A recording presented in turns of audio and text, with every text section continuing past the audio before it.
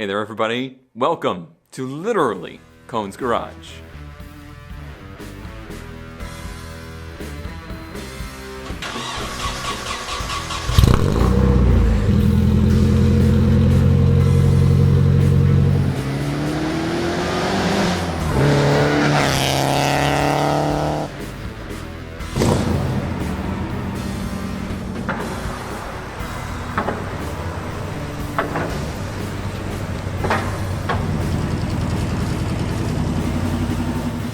This isn't the first time I've ever introduced a series as Cone's Garage, but this is the first time it's ever been actually my garage.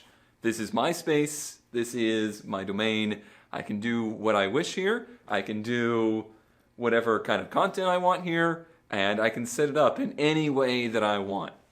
This dingy, dusty, dirty, grimy, spiderweb infested garage is one of the main reasons that I ended up moving to North Carolina. For years and years now, I've wanted to do nothing more than to create more automotive content. I enjoy doing it, it's a passion of mine. If it's something that never catches any success or gains any traction, that's fine. I already have a car that doesn't gain any traction. I don't need to gain any traction either. But the fact of the matter is, I love cars, I love working on cars, and I love spending time out in the garage, especially doing what I do now. It's nice to be able to leave the house, even though the house is like right there. It's nice to be able to get out and just do something with my hands, no matter how important, no matter how cool it is. Having a space to be able to escape to is really important to me. So one of the main things that I was looking for when I was looking for where I was going to move was a garage space. Most of the time, when you find a garage space, it's attached to a house. I was really trying to avoid that because having the garage attached to the house means it's going to be pretty small, usually. It also means that anything you do in the garage is going to affect the house. And generally, if you have like an attached garage, usually in a pretty small neighborhood or like a subdivision, and that lifestyle doesn't work for me. So to be able to find this space, I have some space around me to be able to film in peace, to be able to stream, and like I said, to be able to make this my own is really, really cool. It is, however, going to be a lot of work. This little shop here, this garage, has quite a history. The house and property that I ended up in has been here since the 60s. The garage, I don't know the actual date of construction. I'm guessing somewhere in like the 70s to 80s. But what's most important is this space was used to build late model stock cars for many, many years. And the people that lived here prior to me basically had their own little home business, or kind of like the stuff that I do is my interpretation, where somebody needed something done, they came here. They did a lot of motor swaps and stuff like that. And what's interesting, that all stopped around 1996, it seems. Perhaps the owners got too old, perhaps they just had a change of heart. I'm not sure. I don't know them, and I don't know the history, but we're going to be uncovering some history as we explore this garage. All right, so here is the space. This is a cinder block construction garage. It does have a concrete floor, even if it doesn't necessarily look like it. We'll get into that later. It is about 30 feet wide, which is nice because there's a big gap in between where the cars are, and that leaves us with enough room to work on cars with them both in here if need be. It's about 28 feet deep, so that's a decent sized space. It's enough for me. It's maybe not as glamorous or as significant as what you might see on TV or even on YouTube, but it's pretty much the perfect size for me. The cinder block construction is nice. It's not perfect. It's got some wibbly wobblies in it, but cinder block doesn't rot. It doesn't decay quite like wood does. And in this area, that can be a problem. So that's something that is a plus. The roof and the roof structure is all made out of rough sawn cedar or cypress, and that's pretty cool. This is some old stuff. Like, this is an old construction, and it's significantly sturdy. In the center, there is this triple stacked beam that I think was probably added later on for other reasons. And there's this iron beam in the middle that honestly looks like it was robbed from some other industrial site or use. There's some other stuff like that in here. Above there is an attic space, and you can see it's a galvanized steel, like a corrugated steel roof that seems pretty much watertight. At the front, we have two roll-up doors, not roll-up doors, basically garage doors. They're wood. They're in need of some love, but they do go up and down, and they operate. They function. There is a little bit of a challenge in that they are very small. The ramp truck, believe it or not, fits in here, and the toughest part of it is getting it through this door. And then in the middle there's a door. It's all blocked up. Pretty much all the windows were blocked up. Pretty old school guy. He had everything locked down and blocked up, and that's fine with me. I would like to do it a little bit more elegantly, but I will probably follow the same logic of what they don't see, they don't care about. All right, I'm going to break this down into a few parts here. So let's start with some good. Let's start with some cool quirks and features in this garage. Then we'll cover some of the problems, and then we'll give it a future plan kind of status. What do I want to do? Where are we going to start? And, how far are we going to take this? Let's start our quirks and features here, in the center of the building. That, as you can probably tell, is a welder. This is an arc welder that is built in to the structure here on that center pole. It is operational. It is hooked up. It has stuff to go with it. I think this is a gas line here. Pretty sure. I don't know. I haven't really dug into anything. We're just kind of going through a tour today. We'll have plenty of time to start digging into some of the stuff, but this is quite a thing here. I don't know the age of this. I don't know even what brand it is, if it has a brand. I don't see anything besides Craftsman up there. But if I had to guess, Craftsman probably didn't make this thing. They probably just branded it, but who knows? But that's pretty cool. And there is welding rod over there if we want to give it a try. Which we're not, because I don't want to burn down the garage day one. But actually, they have us covered there. How could we possibly burn down the garage with this here? Dude, is there any kind of date on this? No, yeah, I think it's good. I think we're good to go. 1978. That gives you an idea of the vintage of the garage here.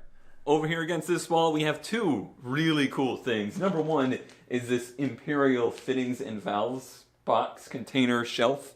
This obviously came out of a hardware store, a plumbing supply store or something. It's all metal. It's got all of these plastic drawers that are full of random stuff. What do we have in here? Yes, these bolts. These bolts will come in handy, I'm sure. You can tell they were doing automotive stuff in here, that's for sure. Man, I could probably go put this on the ramp truck right now.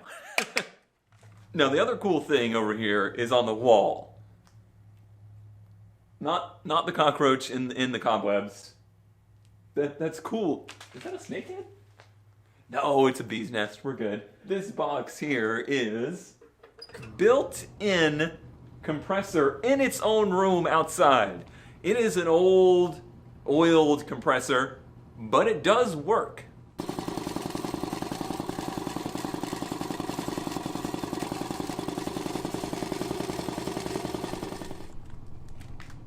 So now that is super cool. Don't worry, he's just resting. Works really well too. That's after just a few minutes. Now the next thing is one of those things that is on like the dream list for a garage. It's not a lift. That's like the top of the dream list. That's probably never going to happen. At least not here, at least not in here. However, it does have that.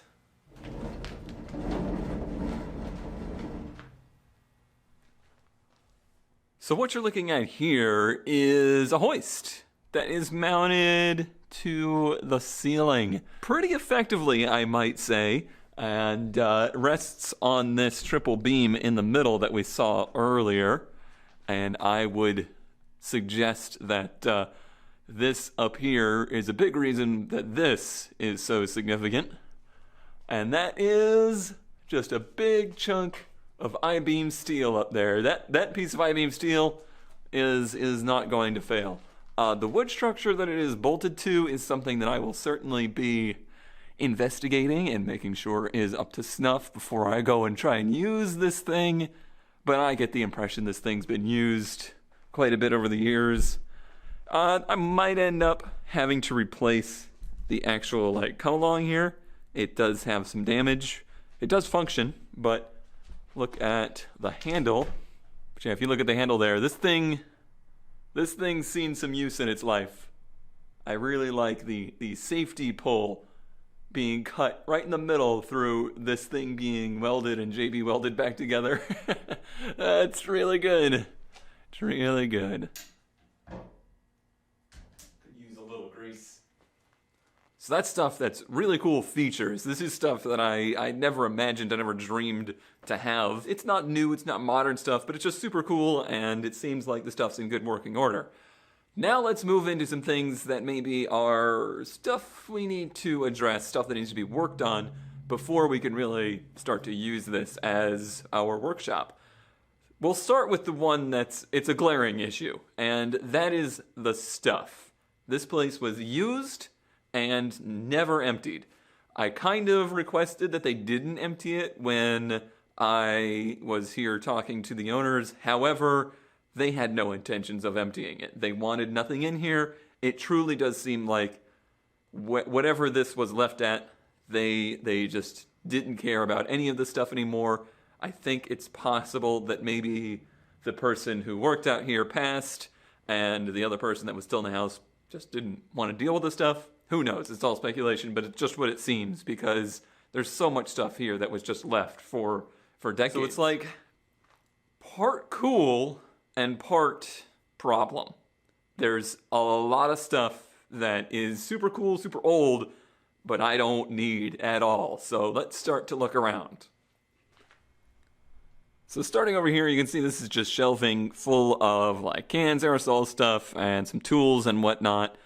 Hard hat, never know when I'm going to need a hard hat. And most of it is just stuff. It's things that people bought, over the years for particular tasks. But most of it's probably, far, far beyond good at this point. In the drawers of the filing cabinet, it's more of the same.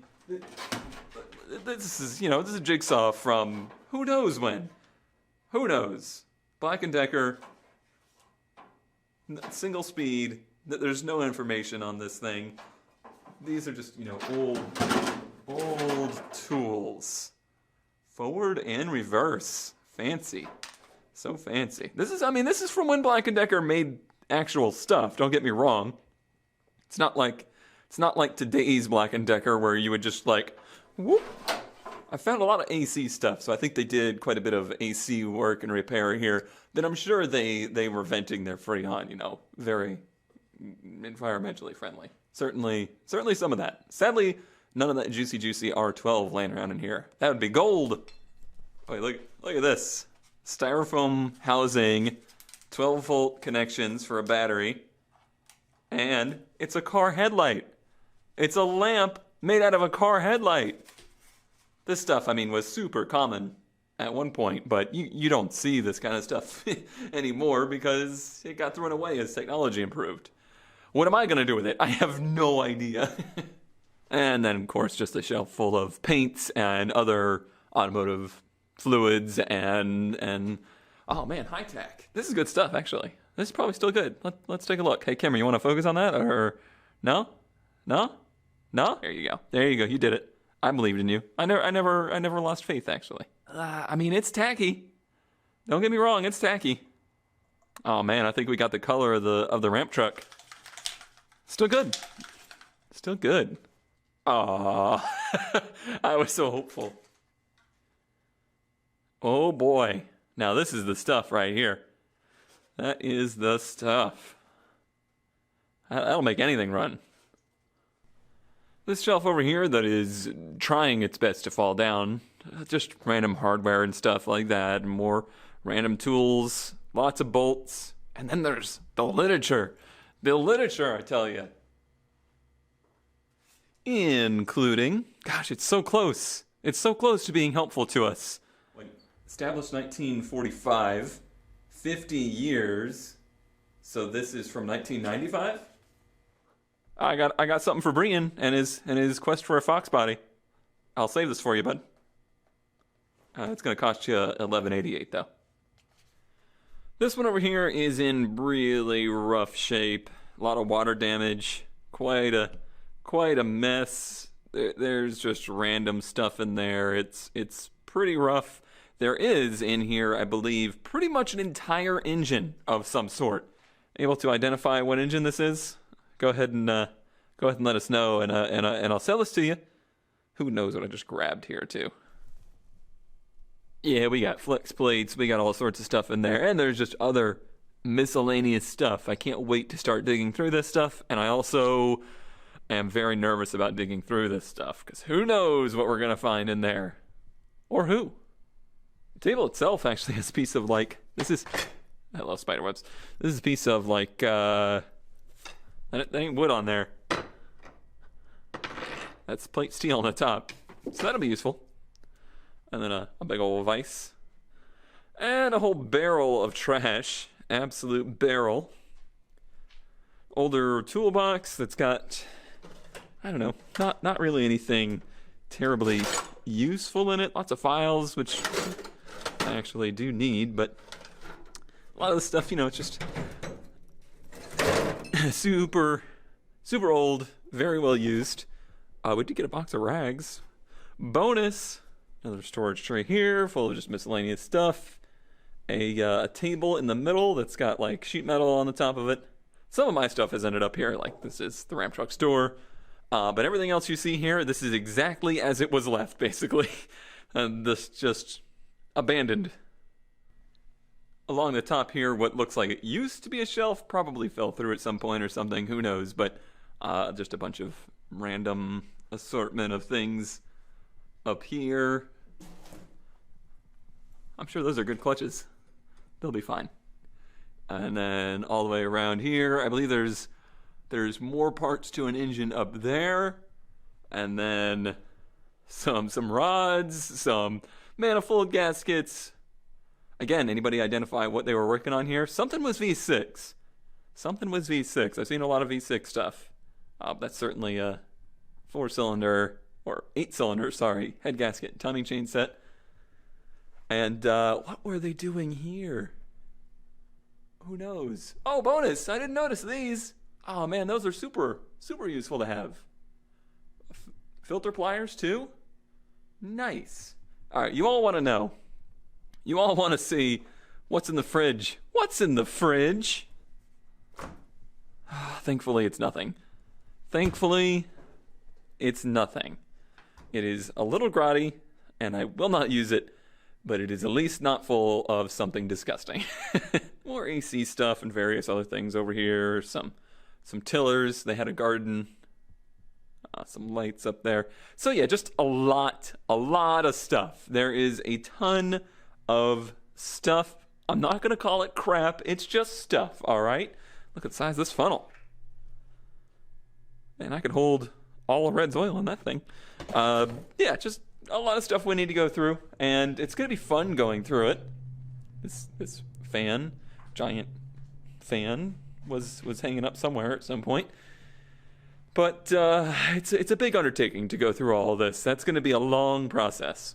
It's also covered in dirt. So let's start to get into the problems that are more than just the stuff that's around. There's also some pretty cool stuff in here too. So like I said, 95 to 96, those are the years that I think this place was abandoned. I got lots of clues for this. 95 on that one, 96. So 95, 96, we had the magazine or the flyer from 95, 96. We had this tear-off calendar over here from 72.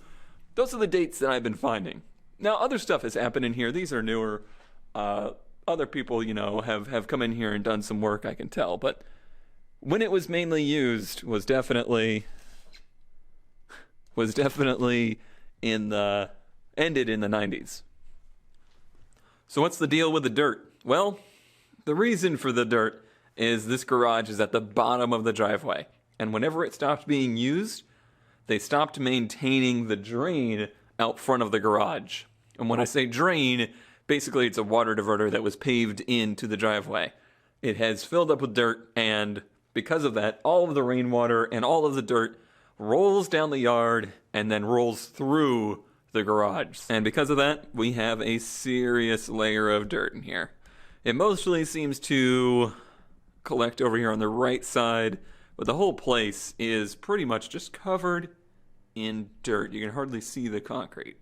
And it's actually been so long that it has worn the top layer of concrete off in places. You can see it pretty good over here, how pitted this looks. That's just the aggregate showing through because the top layer of cement out of the concrete has been wiped away, has been washed away essentially. So this here, you can see where the dirt has piled up by the garage. I dug a little trench when I got here to try and divert the water, and it was successful, but I need to clear all of the dirt from the garage, or all the dirt from the driveway, and have the bump that's supposed to divert the water actually divert the water.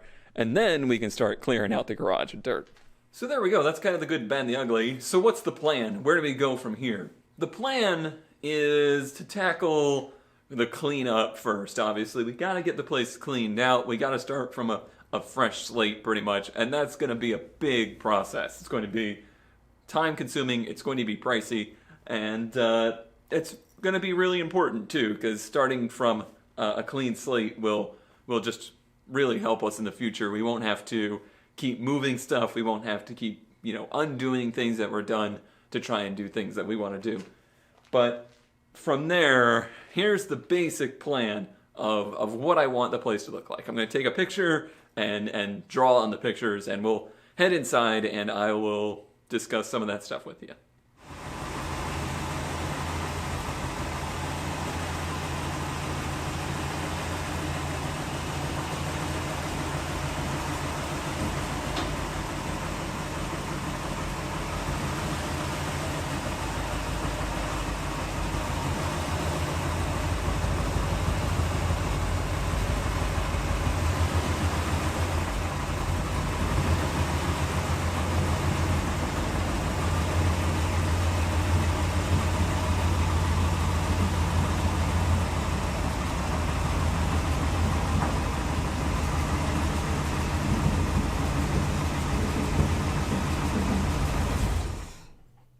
Alright, so now you've seen the space. Let's go over the things that I want to do with the space. So obviously my main goal is to make this into an area where I can record content, I can stream from there, and have it set up to be ready to go whenever I want. That is probably the main priority.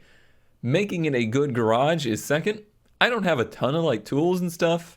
I had some stuff that Slag donated to me when I was helping him with the Supra, and just some little things I've collected over the years. But tools and that kind of supplies is a thing for another day. That'll take years of collecting stuff, really. The big thing for me is getting the space ready to go. So phase one of that is going to be the clean out phase. So cleaning out the driveway of all the dirt so the water stops running in, and then removing all of the old shelving that is in there that is dilapidated and falling down, and removing all of the old stuff. I don't know exactly what I'm going to do with this stuff. It's going to be quite a process just going through it all. I'll definitely have to sort things out into, this is actual garbage, this is interesting old stuff that I don't need, and this is stuff that might help me. So that's probably the three categories of things that might be in there. That's going to be a big process. Way down in phase 3 is run Ethernet connection. That's probably going to have to go near the top, actually, because I'm going to want to be able to stream some of that process, because it's going to be a long process. It's going to be pretty interesting, but it's stuff that I don't think I would really be able to make video about necessarily, or there's going to be so much of it that trying to do video on that much stuff is just not going to happen. So having the ability to do some kind of basic streaming out there would be nice. But the main priority for the first part of this is just obviously going to be cleaning out the place.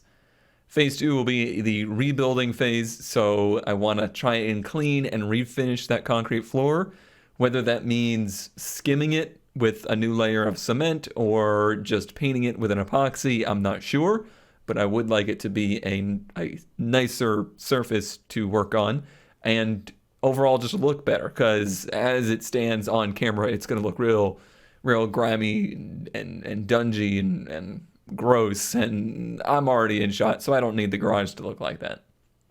I want to build at least a new workbench. I don't want quite as much workbench space in there as there is now, because it's kind of taking up a lot of real estate, and the more workbench surface you have, the more stuff you gather, and you don't actually end up having more space to work, you just leave more stuff laying around. So yeah, I'm thinking of doing just one workbench in there. The shelving is kind of just all over the place. I'd like to narrow that down a little bit into a specific place where the shelving is and try and be a little bit more organized there. I did so poorly at that in my last garage area. I'm still working on clearing that out. There's still a ton of stuff down there in Florida that I need to bring up here. And the doors and the windows and some of the framing around them have a lot of like wood rot in them because of all the water that has run through and just age. So a lot of that needs to happen. But once we get the place cleaned up and stuff rebuilt, I do want to do some studio-like stuff in there. I would like to do LED lighting so that the fluorescent lights aren't going the whole time, because that's really annoying to try and edit into video. I would like to paint the walls, all the cinder block, or at least most of it, white to try and help the brightness, because shooting video is difficult, and it's really difficult in low light conditions, and when you have dark colors surrounding you, it just makes the lighting conditions even more tricky. So I think if we could brighten up the whole space, if we could make the walls white, it would be beneficial for video footage in the future, and it might make it look a little bit cleaner and nicer as well. And then obviously, like I said, running Ethernet out there, that's just a big thing compared to what I was doing before. I started doing the garage streaming stuff last year or so, and I was always doing it over wireless internet.